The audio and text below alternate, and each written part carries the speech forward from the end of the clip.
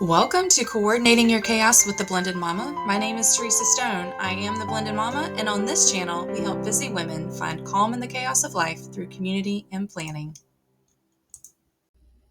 Hello, friends. Hello. If your summer routine went completely off the rails and you are ready to get back on track without burning yourself out, then you are in the right place, my friend.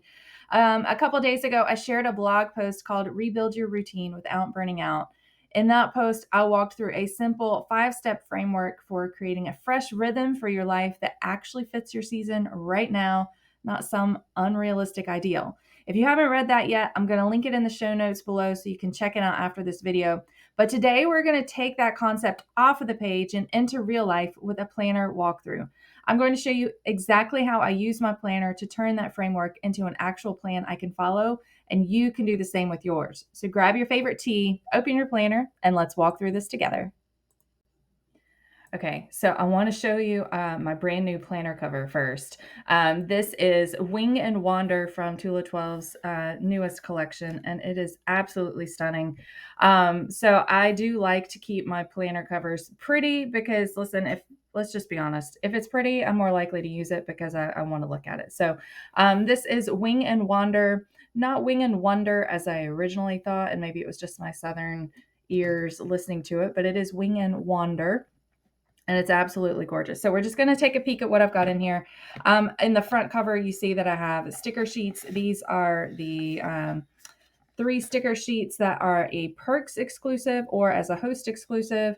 2 sticker sheets that come with the planning and journaling kit, and then journal sticker sheets as well. So I've got like all the themed stickers for this month, plus the stencil that also came with the planning and journaling kit.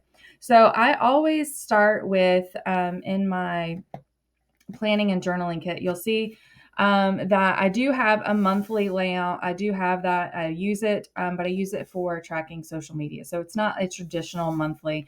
I have a separate monthly where I keep track of all my appointments. So you're like, Teresa, it's 2 monthlies. Yes, but I just use it for something different. So when I'm really sitting down to plan and think about my routine, I really am looking at the dot grid pages. I get the Art of Planning and Journaling that does not have the prompts. So I just have blank dot grid pages. If you're like, but Teresa, I don't want to create all my weeklies, that's fine. The guided version has weekly layouts for you. I just generally recreate a brain dump kind of layout. And so I just want to create my own. As opposed to using whichever ones Natasha creates. So this is my dot grid, and this is where I start at the beginning of the week. This is where I unload everything on my mind: errands, business projects, random ideas, worries, concerns. And I just write them down without paying attention to order or categories. Sometimes you see I do it more in a list format. Other times it just is a run on sentence. It's like a big paragraph. So it really just depends on kind of my mood. Um, but once things are on paper, I can categorize them either by literally category, right? Like business, family, health, self-care, all that kind of thing. Or I can organize it by energy level or by priority. So it really just depends on how my brain is working that day. You'll see I didn't really organize this one necessarily. I have been highlighting things as I've done them, or if they got moved, I highlighted them. But it really just depends, right? But you see that I use the magnetic clip to also go back to my monthly. It makes it easy for me to find it whenever I am planning the week ahead. So I start with the brain dump. I start moving things into my weekly. And so I'm consulting both this and my monthly insert. So the monthly is really where I see the big picture before I commit to anything on the weekly level. So I'm checking for things like birthdays, deadlines, events, any upcoming travel. Like, what do I have going on this week that I need to plan around? So I'm really looking for maybe overloaded weeks where I need to plan rest days in them, and that I need to like maybe take on some additional things in a different week. I'm looking for lighter weeks where I can start new projects or new habits where I know that I have a little more time to focus on things. And of course, I have used the August monthly sticker sheet to make this just prettier so that I'm not having to handwrite in all the dates. Because, which you wouldn't, I just like it prettier. Like this is a dated one, but I just want it to be pretty, friends. So, anyway, so I do use the monthly sticker sheets to create these. And I do that at the beginning of the year. Kind of later in the year, there's usually a sticker bundle where you can get the whole bundle for a little bit cheaper. So I usually do that, and then I set up my annual insert for the whole month. So you'll see that even December is already decorated. Okay. So anyway, from there, I really am looking to build my weekly flow, right? So I know what I need to do from the monthly, and back here in the weekly is where I'm figuring out the how. So I go in and I put in my anchors, right? Those are the non-negotiable events and commitments.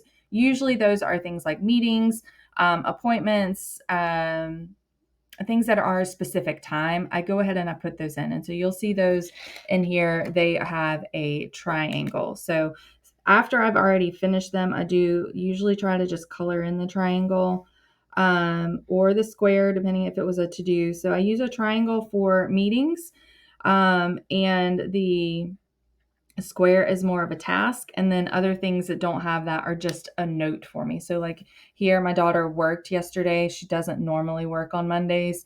So I had just written that in so that I remembered, oh, she's not going to be home for dinner until after 6:30. So that was just some reminders for me. So I block those things in first, and I pull from the brain dump to put things onto days. Sometimes I'll just leave the list over here. You'll see I don't actually have a lot of to-dos over here. That's because I really am just trying to work on whatever I need to at that specific day. But if I can do things early, I will, and I'll just pull from this list. I won't necessarily write it over here. I'll just come to my general list and start working through things. So you'll see that like today, I don't have anything in the evening. So I will probably take some of these tasks and pre-schedule, like pre-record things, or go ahead and schedule content. Or I'll even start working on some of the bigger tasks that are maybe more project oriented.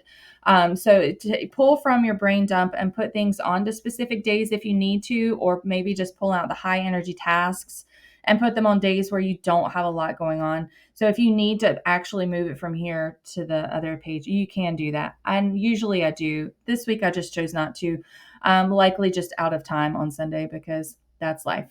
But it is also important for us to add in those energy giving activities. So walks, hobbies, faith time, creative projects. You want to go ahead and put some of those in. So some of that for me is like I put date night in here because that's super important for us. So I made sure that it was on my calendar. So anything like that, you want to make sure that you're leaving time and creating time for the things that are important to you, not just work tasks and not just productivity, but you want things that are going to fill your cup. And the last thing I want to remind you is that it's important for us to leave margin, right? Actual blank space. Don't fill up every hour of every day because you will burn yourself out if you do that.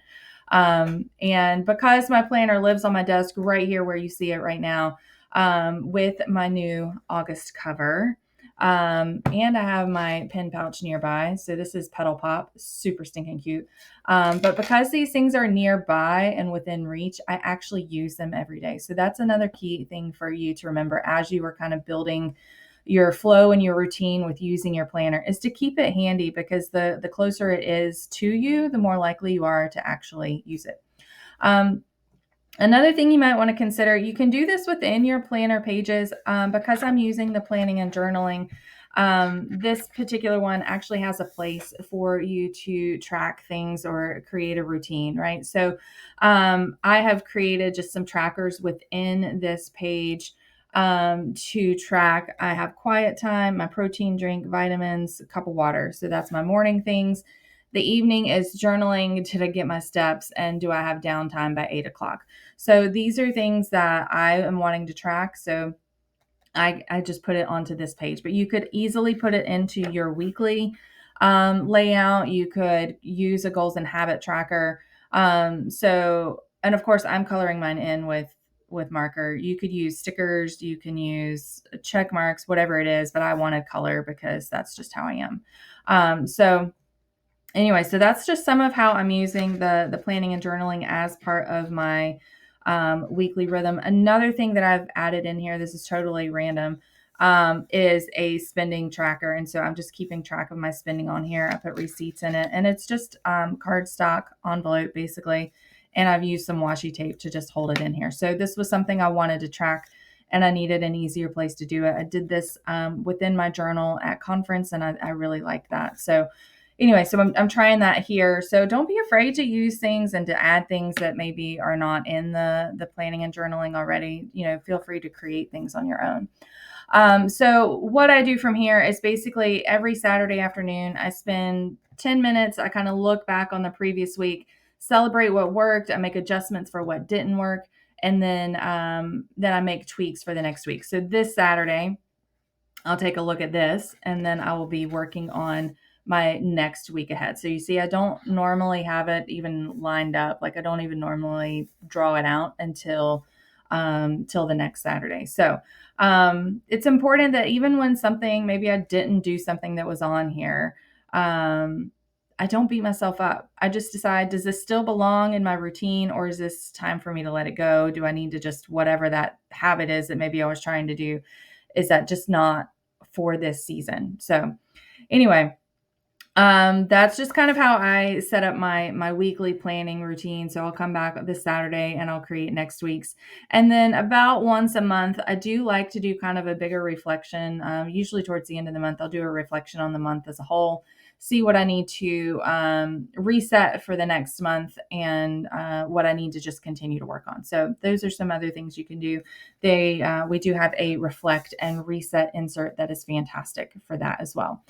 So if you want the full framework that inspired this walkthrough, go read Rebuild Your Routine Without Burning Out. I've linked it for you in the show notes below. Then grab your planner and try this. Do a brain dump in your planning and journaling insert. Review your month. Review your monthly view for your big picture. Map out your week with your anchors, your priorities, and your margin. Track 1 to 3 habits. And if you are ready for tools that make planning something you look forward to, check out the August launch. I'd be happy to help you choose inserts, covers, and accessories that fit your season so your routines feel like a fresh start, not a chore. All right, friends, until next time, keep coordinating in that chaos, and I will see you later.